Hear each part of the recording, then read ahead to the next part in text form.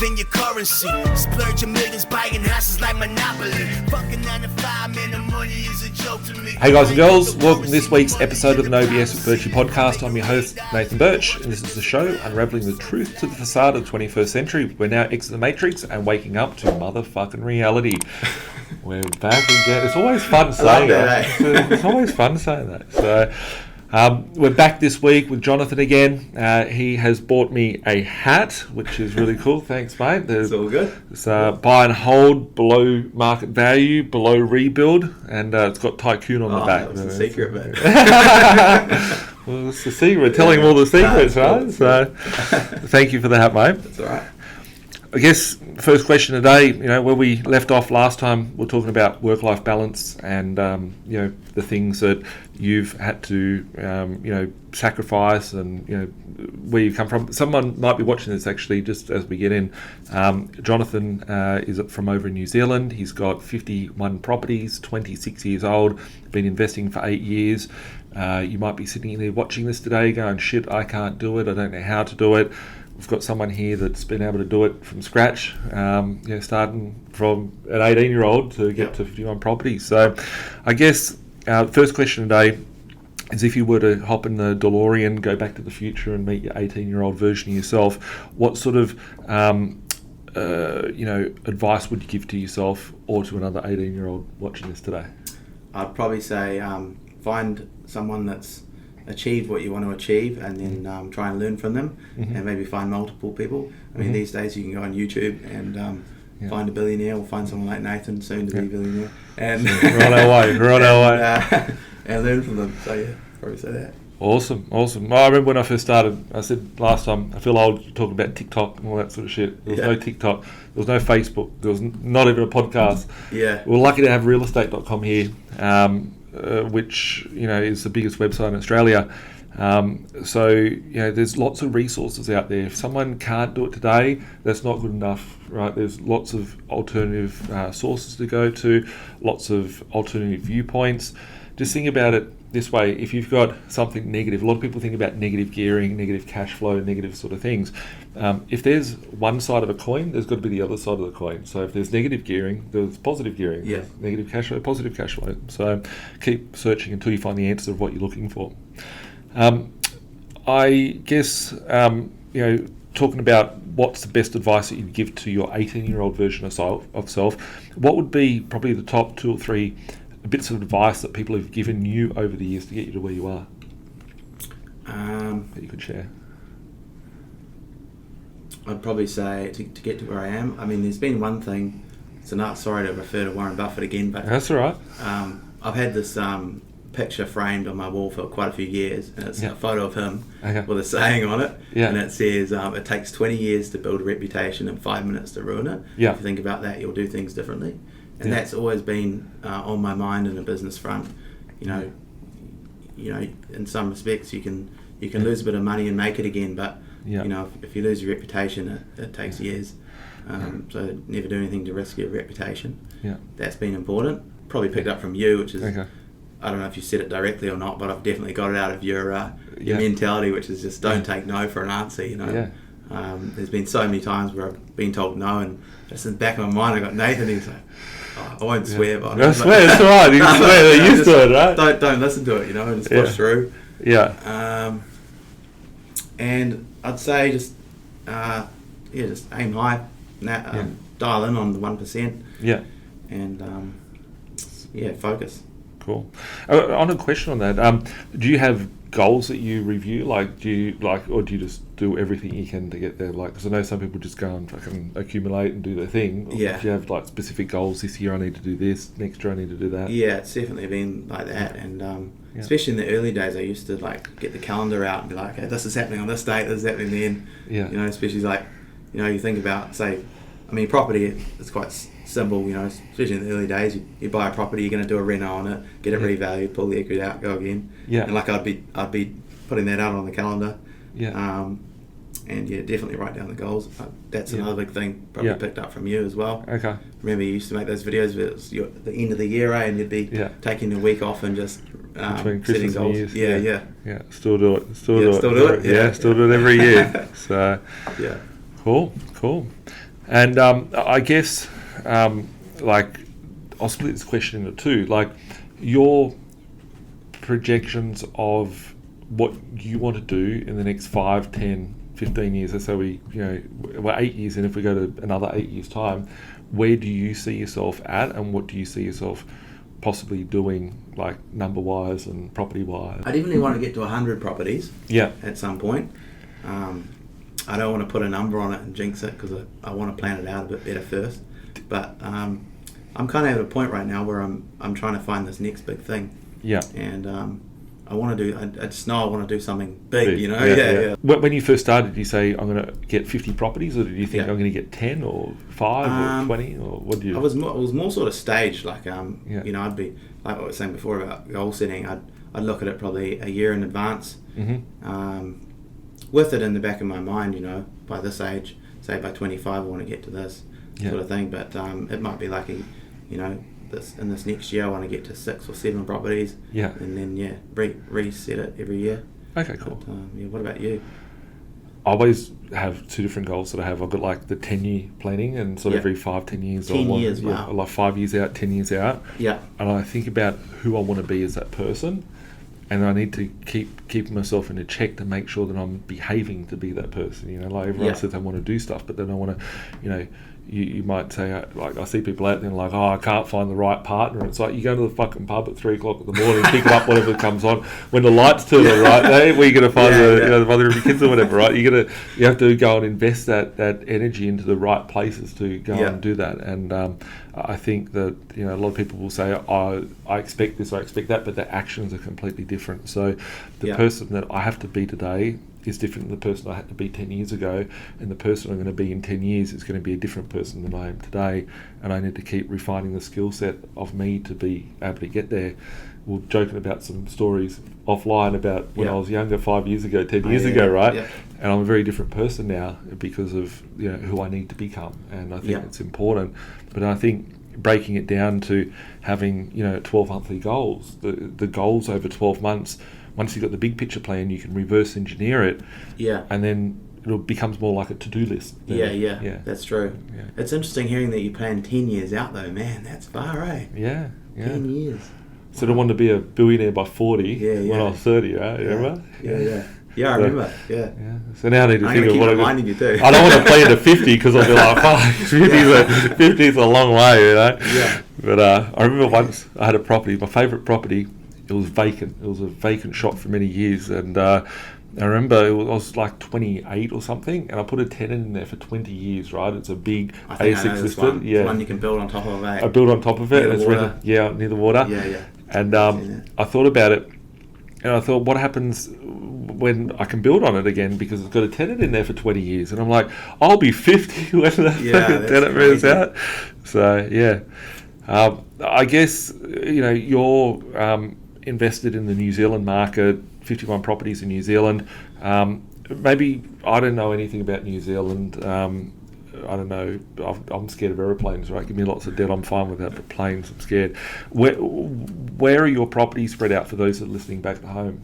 They're all over the country. Like probably the furthest south is probably Invercargill, and then the furthest north is probably Whangarei. But all dotted all over the place. Okay, cool. So it's spread out, they're not just all in your backyard. Yeah, no. And they're all locally managed, but, actually some property managers are a bit more remote, but mainly managed by local property managers. Okay. And over the whole portfolio, so they're all managed via property managers, you don't go and collect the rents and all that? No. Don't go and fix the light bulbs at 1 a.m. No, it's terrible. You've learnt the hard way? No, I picked that up from you, actually. Okay. I think someone was telling me. Yeah. Don't get involved with the tenants. You got to get involved with, Yeah, cool. Yeah. And so, in your market in New Zealand, I don't know these places, the South Island, North Island. What do you see happening in the local market over the next 12 months, and 5 years and 10 years? What do you think is going to happen, and what do you see happening there? I think over the next probably 12 months or so from now, I don't think we're going to see much. Like, our finance market's really tight. Mm-hmm. The our current government's brought in this rule about not being able to deduct your interest as a get a tax deduction on your interest expense if it's an investment property. Yeah.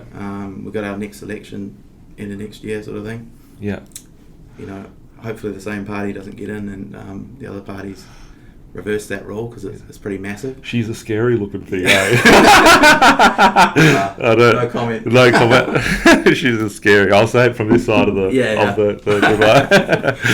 So. But I don't think there's going to be much happening until some of those changes happen. Yeah. But 5 years, 10 years, I mean, it'd be interesting to hear your thoughts, actually. I know you sort of go down the rabbit hole with inflation and all that. My sort of general opinion is that it's not, the real value of houses stays the same, and our dollar's getting inflated away, and as that happens, the dollar value of houses keeps going up. Yeah. But yeah, interesting to hear your opinion.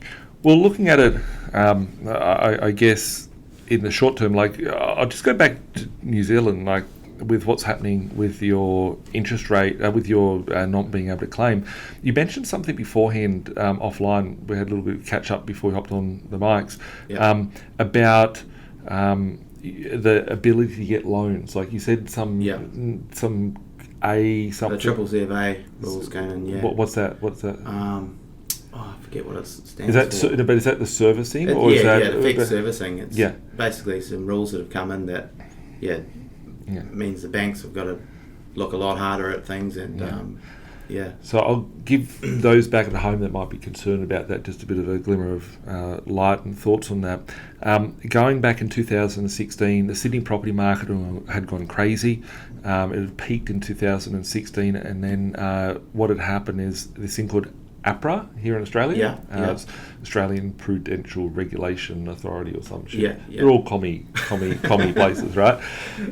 They came out and they did stress tests on the banks, and they wanted to make sure that banks were liquid enough in case something was to default or would go through a depression or recession, that they put these parameters in place which made it very difficult for people to be able to service, and it became very hard for people to service. And then the market actually went backwards for between about 2017, 18 and 19, so really 2 to 3 years. And then we saw, before Corona came out, without going into any controversial topics, we saw interest rates drop in... you're actually here in Australia, you came over to a presentation that I was doing, and I said that we would see interest rates drop. It was February 2019. I said interest rates would drop not before 90 days and not after 120 days. Do you remember that? I don't remember the exact detail, but you're usually on point with all those things. And in June 2019, interest rates started to fall, and then the market started to pick back up. And what happened is, and what I see at these sort of period of times, it's like a stress test on the markets, and they put these, whatever it is that you've got over there, in place. It makes it harder. But when, if they put interest rates to 0%, everybody could borrow, right? So these things that they're putting in place are there to protect the market, and then when they have to go and drop the interest rates down, when they have to go and move monetary policy, it becomes still viable, right? Because if interest rates went to zero, then anyone could get a loan as long as you've got a heartbeat and a pulse. So I think that what we're in at the moment is pretty short-lived in the market. I'm excited by opportunity, so take advantage if there's people that are, we'll talk about before as well, right? There's people that are stressed, they can't get out of a property, do a deal, then work out a deal, work out how that deal's going to work for you.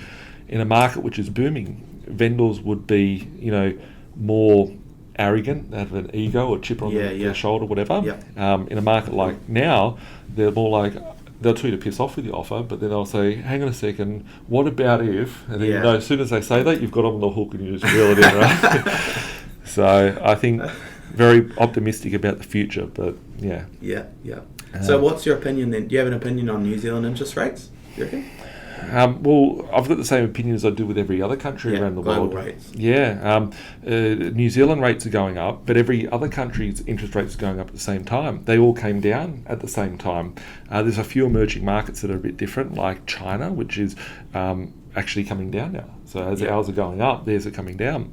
So I think that we are in a tightening monetary policy at the moment, but we will see the markets turn and change in the next little while, however long that is. I reckon within the next 12 months we're going to see rate cuts, and I'm the only person talking about it at the moment, because they're trying to stop inflation, but they can't. And the only way they'll stop inflation is by crashing everything, and they have to go back on everything they've done to fix that up, which is going to be fun.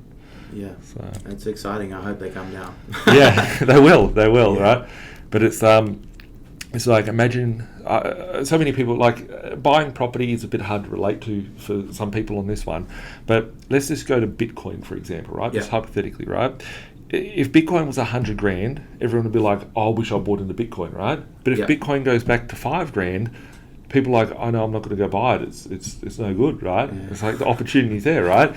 So we've got these property markets which have gone crazy. They're so hot. People are like, oh, I can't get into the market. It's too expensive, whatever. If we've got an opportunity now for someone to get in, they're too scared to be able to take opportunity. They're like, oh, if the interest rates going up, what happens if they go to 20%? If they go to 20%, everyone goes broke. The banks go broke, the businesses go broke, the transport companies go broke, the whole system implodes. So it is an opportunity. So I'm excited by it. So push them up to 20%, that'll be great. Imagine all the shit we could get for sale. Imagine what happened to your rents. The other thing as well, are you finding that your rent's going up at the moment? Definitely, Yeah? Oh, especially over the last, probably 3 years, they've been shooting up. But, And our government also brought in this rule about only being able to increase your rents once per year instead of every 6 months. So I think what you're finding is landlords are just going that a little bit extra to allow for it, And there's been talk of things like a rent freeze, and so that adds to the panic,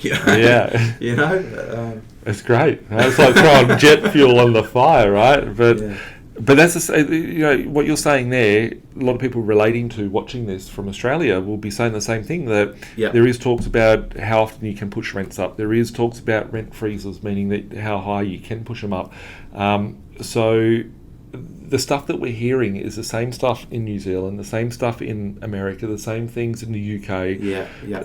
If you go and pick up the newspaper today, in any of the countries, it'll say, it would have said 2 years ago, house prices unaffordable. House prices, now it says house prices are going to crash by 20%. You see the articles from like 40 years ago, right? It's the same thing. Same thing, right?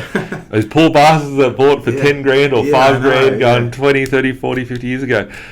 But the same news it's like they have a template and they just go, okay, we're going to cut out Auckland and put Sydney in, right? We're going to cut out Sydney and put Toronto and Canada in. It's the same thing.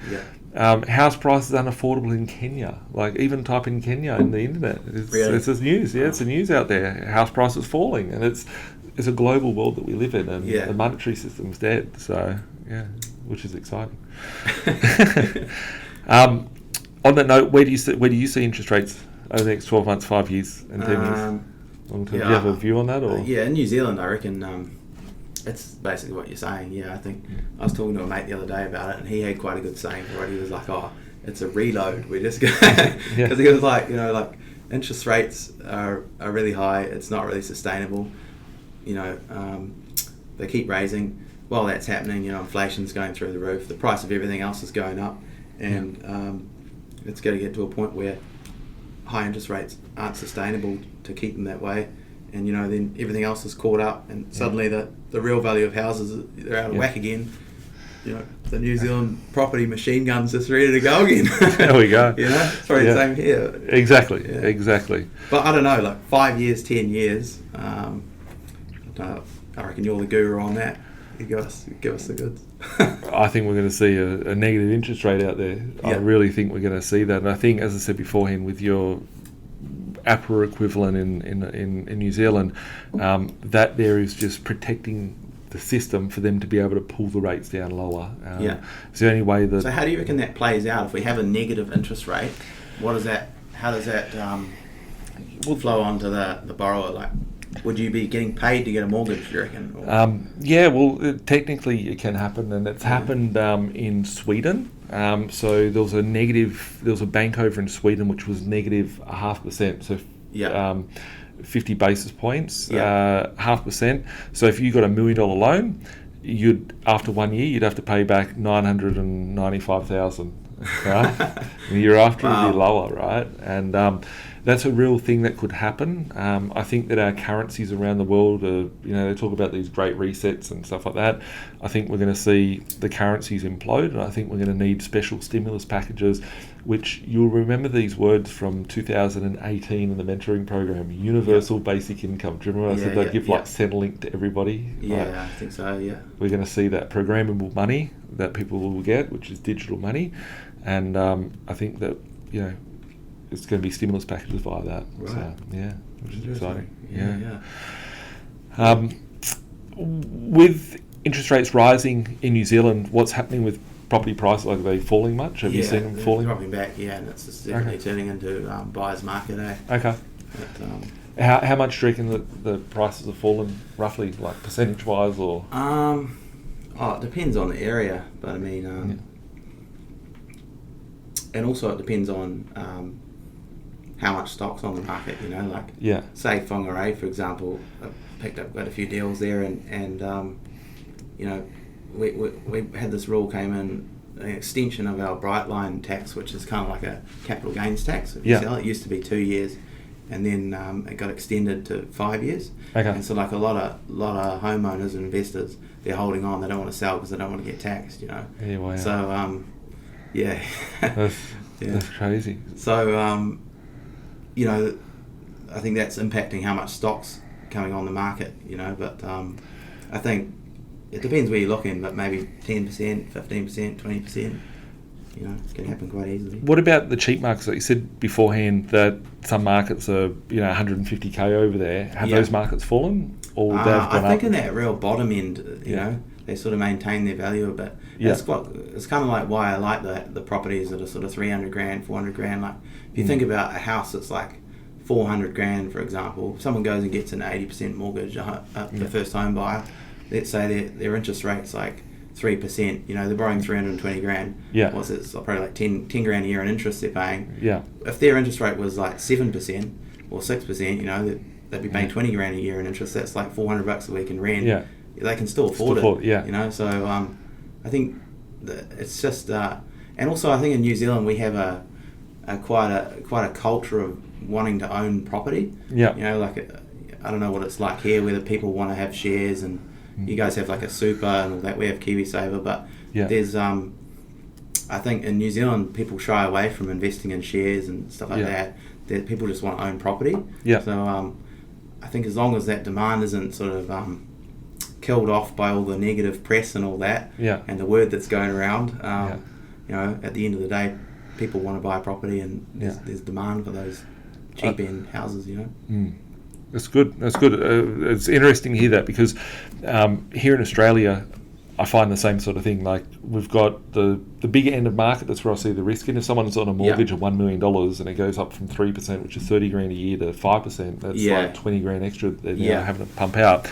But if you've got a property that's 200 grand and it's renting for $300 a week, a 200 grand loan, this is how you got a 100% loan on a 200 grand property, 200 grand loan at 3% is 6 grand a year, 5% it's 10 grand a year, it's extra 4 grand, it's $80 a week. It's really affordable. Change. Yeah. So that's why I've always said build a recession-proof property portfolio. A foundation of those cheap end houses. That's how you've been able to get to 51 of them, right? It's good.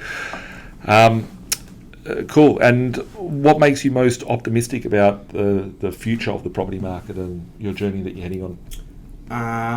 I think optimistic in terms of how it's going to perform, or just in general, or how I think at perform. the end of the day, people, the population grows. People always need houses, in residential housing anyway. People always need houses to live in, and building costs are going up. Things are getting inflated away, so cost of building, which in some ways is like your competition if you're buying old stock. The price of that's going up. And it's interesting to hear that you've got inflation of building costs there. Oh, for sure, yeah. Have your builders gone broke yet, or? That's lots of them? Yeah. But, crazy. What's it like here? Oh, they're dropping like flies. Every day there's a new building company gone broke on the news. So, It's cool. crazy, And so your debt position, I'll just go back through that, right? Like, this is like a question that's, some people get scared of, but I think it's important to ask, and I know what your take is. So your portfolio is, well into the tens of millions of dollars. Your debt is very low, I believe, in consideration to the amount of property that you've got. It's reassuring hearing you say that. As I said, if you have to sell everything and liquidate, you're going to have say someone's on 50 grand. What's the average wage in New Zealand? I don't even know. Maybe 55 grand, 60 grand. Might be 60 now. Let's just say 50k just for the fun of it, right? Yeah. 40 years of someone working at 50k, that's $2 million, right? $2 million, if you could make $2 million out of property, that's 40 years of someone's life, right? Paid up front, there you go, right?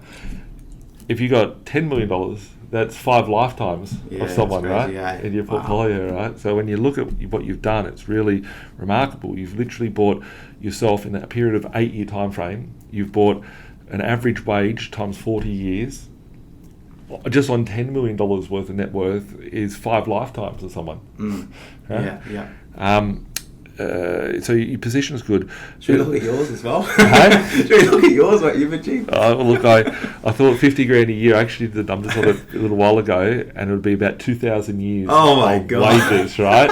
It's like I would have to go back to before Jesus was here, right? This is how far I would have to go back. That's insane. But just you keep pushing. So proud, honestly. Oh, thanks, mate. That's awesome. It's just I just look at it as a whenever something cool happens. I was telling you beforehand, like my office settled the other day. I bought the office, it settled, and there was no confetti that fell from the sky. There was no celebration. It's just like, okay, cool, we've done that. Let's move on with the next thing. So, but when you really break it down, like sometimes, like it's puts cool. It into perspective, eh? Yeah. That's what I like about you, that you're in check with it. Like you're not walking around going, oh, well, I've got fucking tens of millions of dollars worth of property. I just compare myself to people like you, and then I say, oh shit, man, I need to go hard.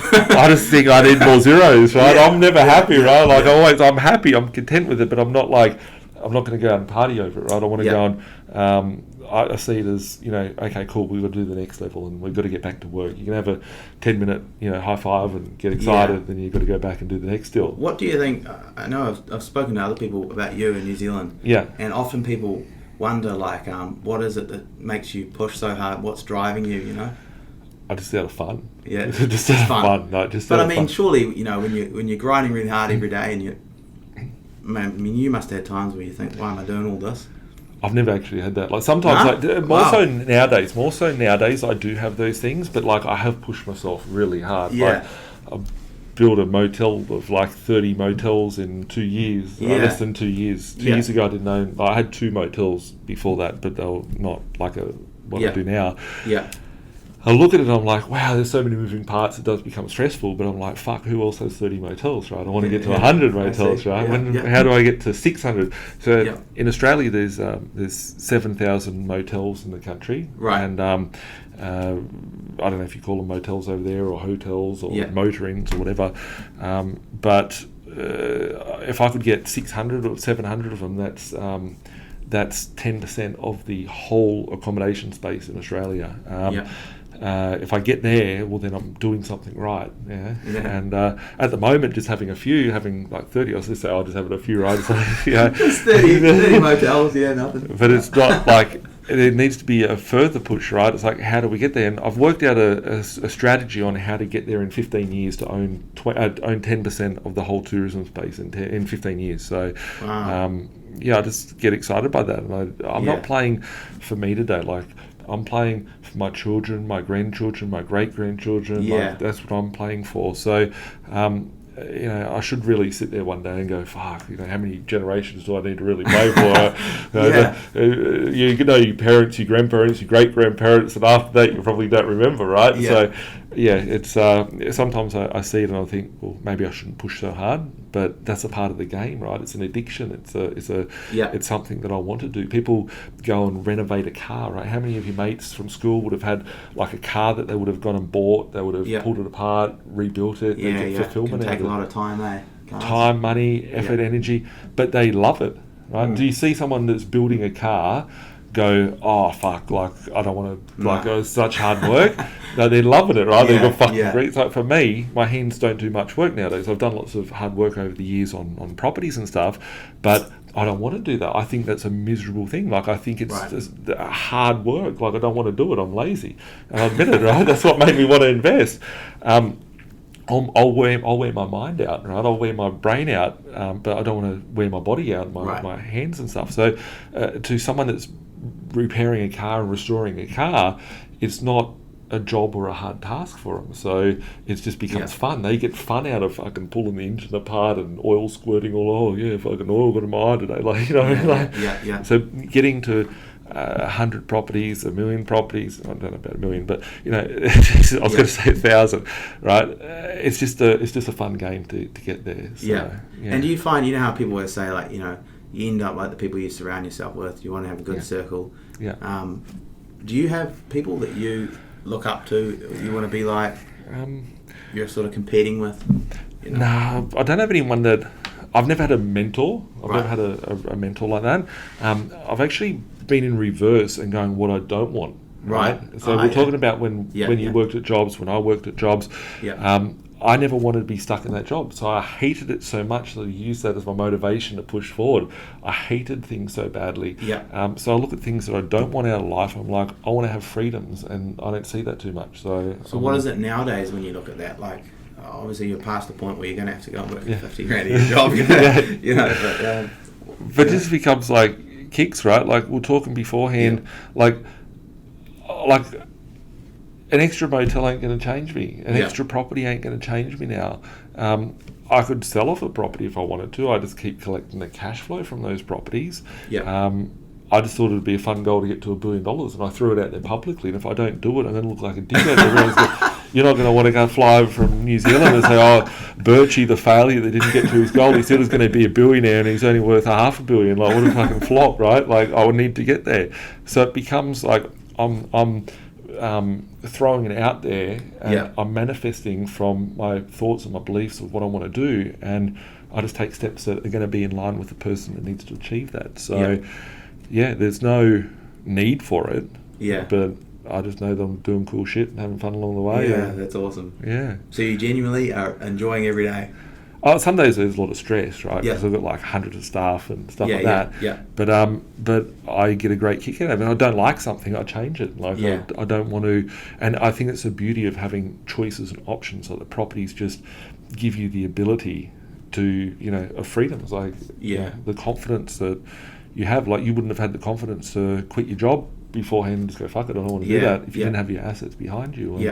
And, the more you have, the more, like when you sit there and you go, okay, I've got $11 million worth of debt and I've got $100 million worth of property, you'll be like, fuck, like who cares what someone has to say? Or fucking, I'll slap you with the title deed, like on my face, right? So that's something that it grows over time. Yeah. So just on that debt, there's a question I was going to ask you. So your debt, like $11 million worth of debt, like it's nothing in consideration. Someone might be watching and, oh, fuck, Jonathan's got 11. How have people responded? Like, how do your family respond to you having 11 million worth of debt? I think they... were they scared? I think people just want to know, you know what you're doing? I think most people you talk to, I think most people that they wouldn't be comfortable with that amount of debt, But I just see it as a calculated risk worth taking on. Yeah. And if you ask me what financially I'm most proud of, it's the amount of debt I've got. Yeah. Because you can only buy what you can finance. Afford to have. So how's your relationship with debt? Like, was it always when you first started? Because I know that you're excited by having the debt. Were you scared of debt? Do you come from a family of being scared of debt? Do you? Was that something you had to grow and change over, or you just from the start like, fuck, 100 mil was the debt, give it to me? I think I probably just looked at the people that were doing what I wanted to be doing. I looked at you. I mean, how much debt have you got? 18 mil or something? 18 mil. I think nowadays, like I've got other things that are used as debt as well, maybe like 25 mil, but it's like in the hundreds now. So it's So I mean, it's just putting the pieces together. I mean. Finding people that have done what I want to do and getting your head around why it makes sense, and Yeah, cool. Yep. Awesome. Any sort of final sort of thoughts to people watching that could be, wanting to start out, wanting to, they might be 18, they might be 13, they might be 30, they might be 40 or 50. Any sort of tips that you'd want to give them? Or I like thinking about like the 18-year-old or like the 15-year-old that's just trying to get into it, because there's just so much information out there. Yeah. And I reckon what you got to realise is that the people that make lots of money, they're like 1% of the population, or less. Yeah. And so naturally there's 99% of people that aren't there.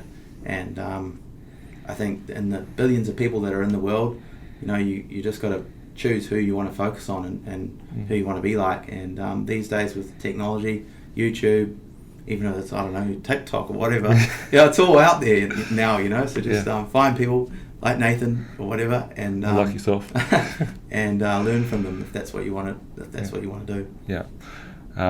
It's like I don't know if you said it beforehand or someone else said it beforehand. Like the people that you surround yourself with, like you become them. So, like you look at everyone else, you go, if I do what everyone else has done, I'll get what everyone else has got, exactly. and I need to do something different.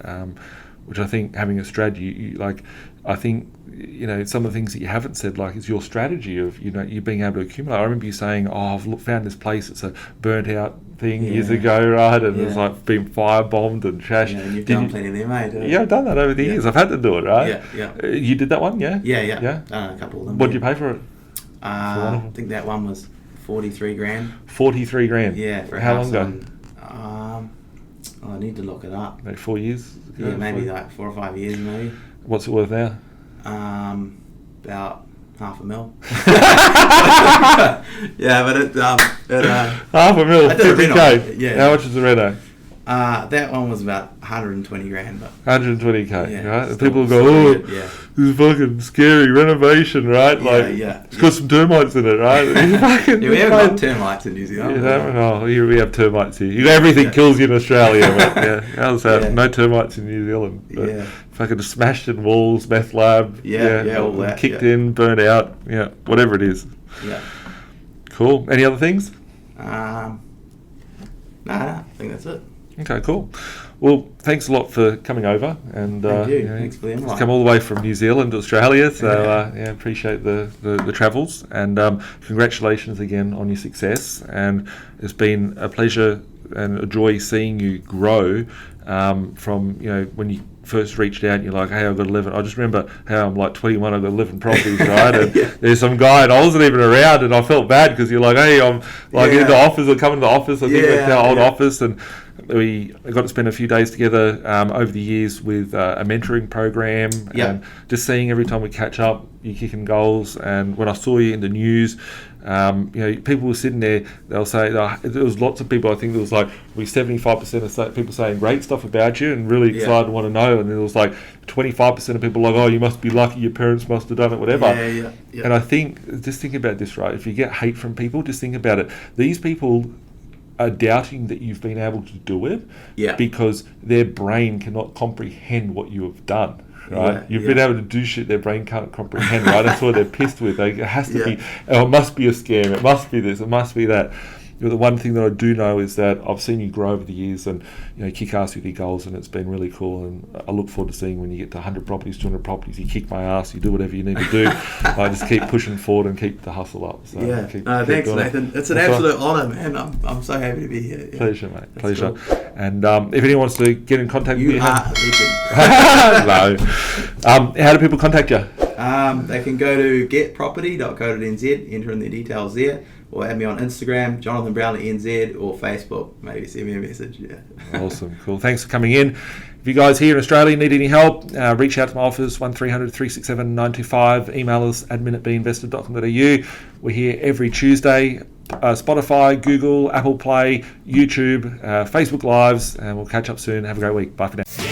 Like Bilal said, man, we're stuck in the matrix. This my advice, don't care if you take it. The dollar about to die, soon to be hyperinflated. This my 2 cents, don't care if you save it. Joint be decentralized and you will see you've been lied to the whole time, and it's the irony, cause they do the exact opposite. You become a slave to the system. Enough your money, all they do is profit. There's no conspiracy theory, you better hear me. Crypto will set you free before the system does. I don't care if you do or you don't, but what I'm saying is the truth to the reason you choke. I never been a failure, excuse my behavior. Keep talking, haters doing me a favor. They all telling lies, I know what they been telling you. I'm the opposite of Donald Trump of Australia. It's amazing, there for the taking. My time is never wasted, just getting wasted.